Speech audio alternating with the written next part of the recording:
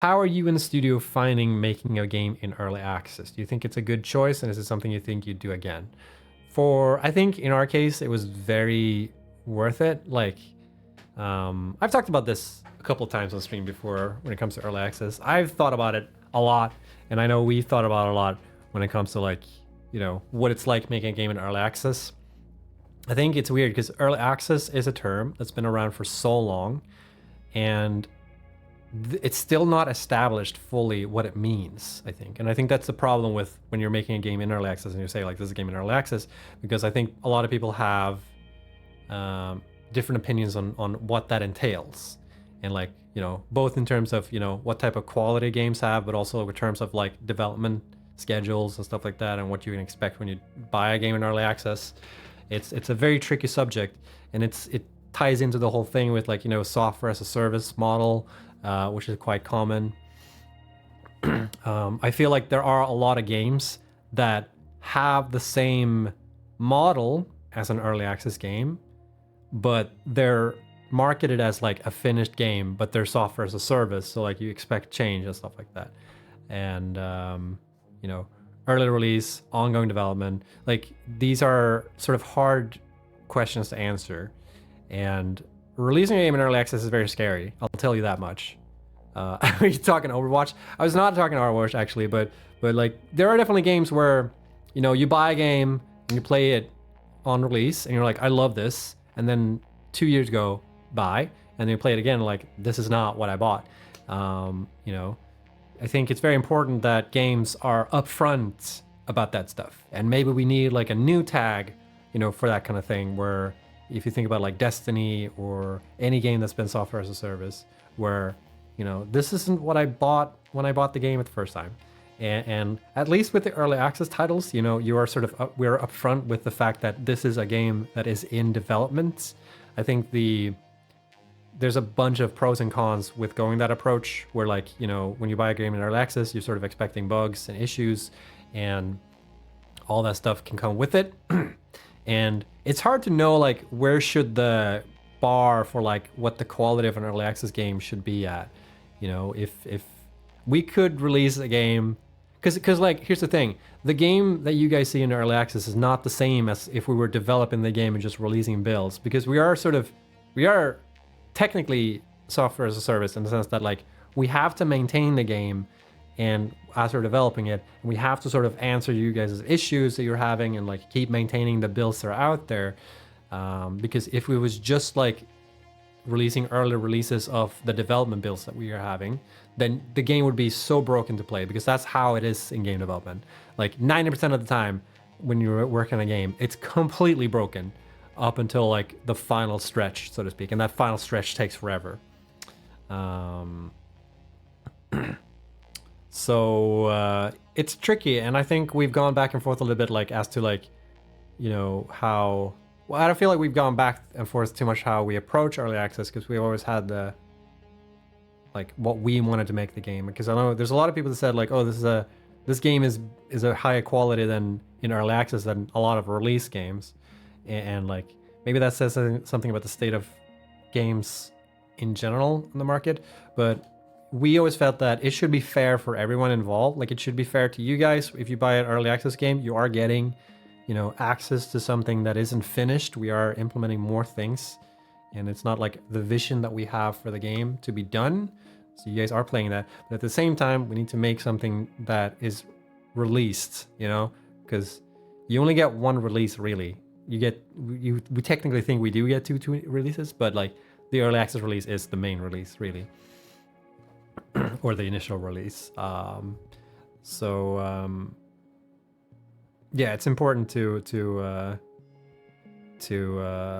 think about that stuff. And we were quite scared of doing early access, because we were like, we've never done early access before, and it has the thing with expectation. Like I think at this point, if people want to buy the game now as it is in early access, they have like the history of like all the updates we've done, all the videos we've made with us documenting, working on the game, answering questions, having the streams, all this stuff. We have like a backlog of things that you as a consumer can look at and be like, make a decision on like, oh, this is worth buying, like, because they seem to have a track record or whatever.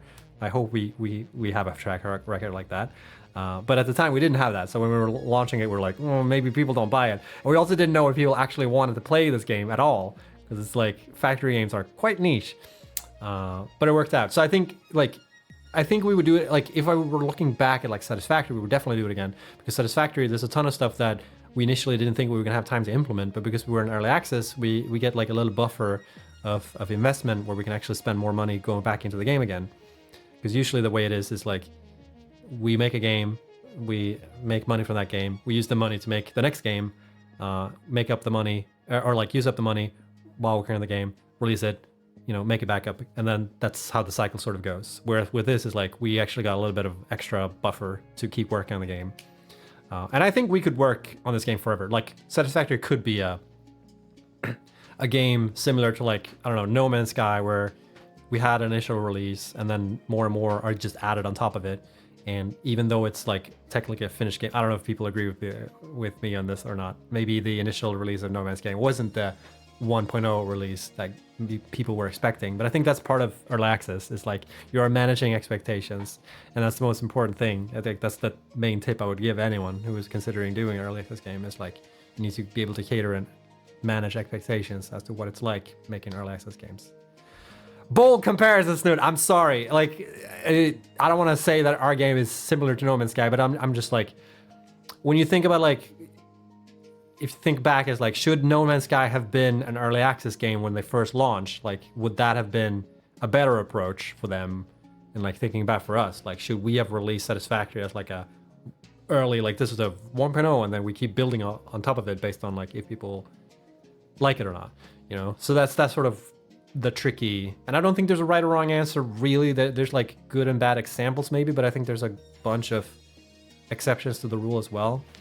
So I don't know. I ranted on a long time about this. It is an interesting question though. I think about this a lot, but maybe that's just because it's part of my job to think about that stuff. Because a lot of like the branding of the game comes from the fact that it is an early access game.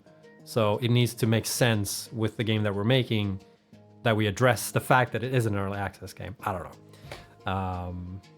know. It's a hard balance, because like if there's a lot of stuff that could have been finished, like there's a lot of bugs in the game that we haven't been able to address yet because we want to like finish the systems that are surrounding the bugs. So, and because we're in early access, we don't feel like we always have to, fix every single issue for every single release, because we have, the work leading up to the final release. And then we'll see whether you guys agree with us or not, if the 1.0 release of Satisfactory is the what a 1.0 release of Satisfactory should be, Like, it'll be a daunting period for us when we actually do hit 1.0, and we don't have that early access staple anymore. Like, we don't, because that's like a little bit of a crutch for us as well, where we can sort of fall back and be like, but we are early access, we are advertising it as early access. Like, once we're in 1.0, we can't do that anymore. So it'll be a fun time to be alive at that point, I guess. I'm looking forward to it. It's gonna be exciting. Anyways, that was a long ass answer, but hopefully you guys found it interesting. I don't know. I don't feel like a lot of people are talking about this stuff. A lot of game devs talk about that stuff, and I feel like there's a lot of discussion surrounding like what consumers view games, but I feel like there's a lot of times where developers don't answer those questions fully, and I feel like this is one void that I feel like has been left out a lot. Even game devs ask about that stuff when it comes to early access games, what it's like. So thanks for coming to my TED Talk. Anyways, what was the question? It was 5 years. Hopefully I answered that question. This is mainly like what's like making games in early access. Anyways,